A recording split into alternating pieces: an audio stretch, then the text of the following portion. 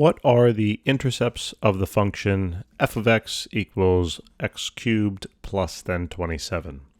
All right, so in order to answer this question, the first thing is we have to know what do they mean by intercepts, or what are the intercepts, what type of intercepts are there.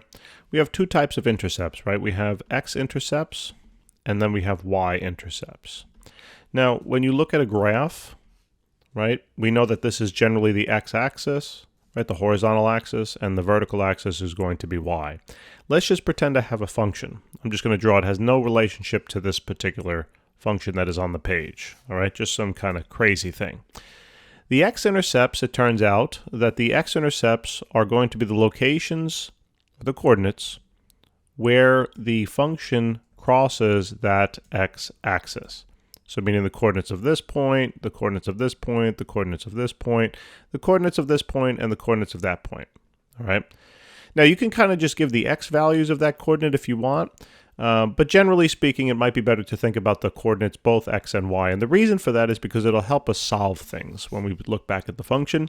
But you know, the x coordinate for this point would be some negative number. I don't know what it is, but it's some negative number because it lies to the left, right, of the y-axis.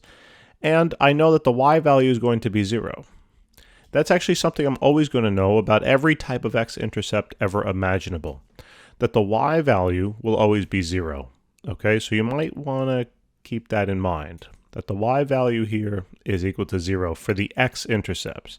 I know that sounds really confusing, but that's what it is.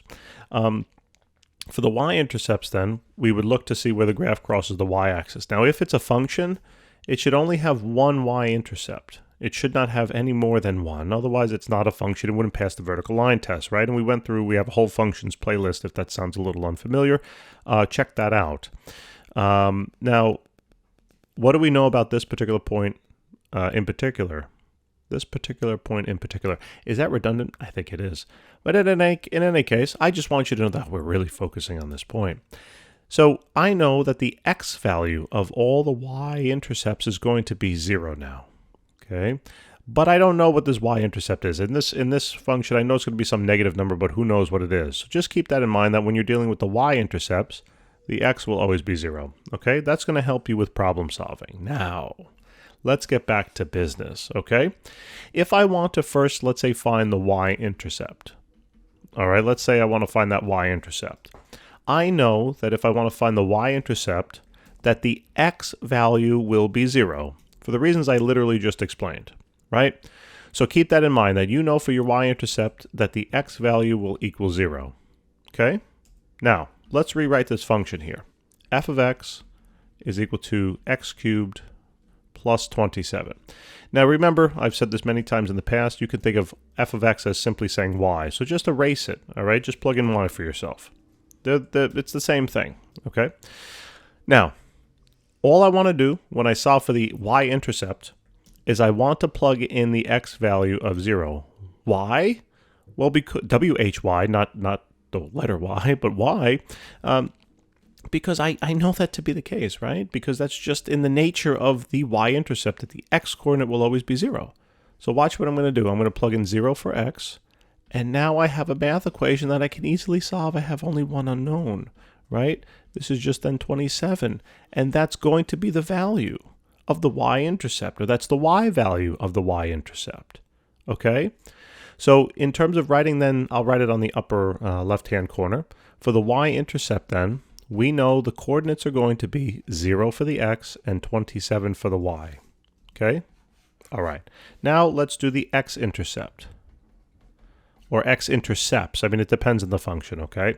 Now, you got to remember that for the x-intercept, all the y values will equal 0. So, rewrite your function. Y is equal to x cubed plus 27. And this time, you know y has to equal 0 because it's in the nature of the x-intercepts that the y will always be 0. Okay? So, 0 is equal to x cubed plus 27. Now, this is great because I, again, have an equation with only one unknown. So I can solve for this unknown, right? So what I'm going to do is subtract the 27 on over to the left-hand side, all right? And then it's going to be now negative 27 is equal to x cubed. Now, I know some people don't like to look at it looks backwards to them, and that's totally fine. So just take it and switch it if you like, just like that, all right? Make it look nice. Now, this might look a little intimidating, okay? but we can indeed solve this. What you have to do here, now you can take, to get rid of a cube, you can take what's known as the cube root. That's fine. But I think this method might be a little better because you can apply this anytime you have now an exponent. All right, if you want to find a variable and you have an exponent there, all you have to do is take that term and raise it to the reciprocal. Let me give myself a little more space. All you have to do is take that term and raise it to the reciprocal of that exponent, so 1/3. Okay, 1/3. Then you got to remember in algebra, whatever you do to the left side, you better also do that to the right side. So put that side in parentheses and also raise that to the 1/3. So what basically happens here is that the exponents cancel because it's 3 times 1/3, which is just 1. All right, and that just works out to be x, right? X to the first is just x. And this is something you can think about, or you can plug into your calculator. What this says, logically, is this is asking you what number, when it multiplied by itself 3 times, will equal -27. You might already have an idea, but if you don't, no big deal. Just go to the calculator, make sure you plug parentheses -27, raise it to the 1/3 now, okay, 1 divided by 3, and then hit enter. -3. But that should make sense because -3, when it multiplied by itself 3 times, should equal -27. So guess what? That's your x-intercept. Okay? In other words, your x-intercept now will be -3, 0. Cool? And these are the intercepts now for the function. Now, if you want a picture, right, just plug in this function into your calculator. Okay? So watch. Go to y equals, make sure it's clear. Just type in x cubed, so x raised to the 3rd. You got to hit the over button to bring the cursor back down, and then plus 27. Okay, it depends on your calculator, by the way. But this is a great calculator. You should definitely look into getting one, especially if you're doing a lot of pre-calculus and physics and so on and so forth. It's a very good calculator to have. So now what we're going to do is just hit second graph, okay? Second graph. Oh, no. Just hit graph for now. We'll get to the tip. I did it again. Just hit graph. Just graph. Now, your output is probably going to be a little different than this, so let me just zoom in to how it might look for you.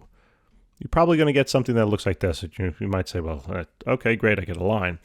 But if you notice here very quickly, where is the x-intercept? Right? Each of these represents 1, right, unit, and we're going to the left, so it represents -1, -2, -3. Oh my goodness, that's what we said it should be, right? That's the x-intercept. Now, where should the y-intercept be? If you notice, this thing almost looks like it's going to start to curve right at the top, and this will give us a little insight. It should be somewhere around 27. So what you can do is fix your window now, right? So let's go from a minimum x of -1, because we don't really have to go that far down. Actually, no. Let's go to -4, all right? And we'll go to then a +4 for the x max. Scale is 1, that's fine. For a minimum of y, just go down to -1. And then for the y max, go up to now 30. So you can include the 27, all right? And you can scale this by 10 units or so. It doesn't really make a difference, all right? Now hit graph. Look now. So this number right here represents -3 because we said on the x-axis, it's going to go to the left -4 units, right? So that's -3.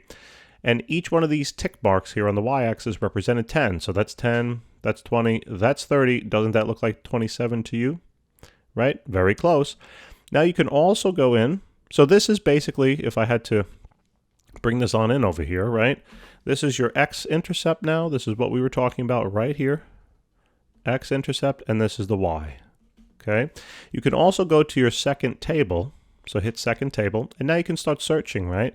Look, when x is 0, y should be 27. I mean, that's what we said it should be over here. Look, that's your x-intercept value. If you go back to that calculator and let's say you start scrolling, actually you don't even have to scroll too far because it's right here. When x is -3, y should be 0. And that's what we said it should be, right? That's your x-intercept. There's a whole bunch of ways that you can do this. You can use your calculator to help you out. You don't need a calculator. You can do math, right? Really try to test yourself a little bit. There's so many ways to look at it. I hope this helps. And depending upon what you're allowed to do, hopefully I covered pretty much all the ways that's possible. You're like, I got it after the first time, but, I like to be thorough. What can I say? Thanks so much for tuning in. I really do appreciate it. If this helped you out at all, like, subscribe. Tell your classmates too. That's the best way. I mean, if we've ever provided any help to you, it'd be an awesome, simple way to really help us out. We would be so appreciative of that fact. And I already know a lot of people are doing it because we're growing, and I really do appreciate all of your efforts on our behalf. All right. I look forward to helping you with more problems. Take care.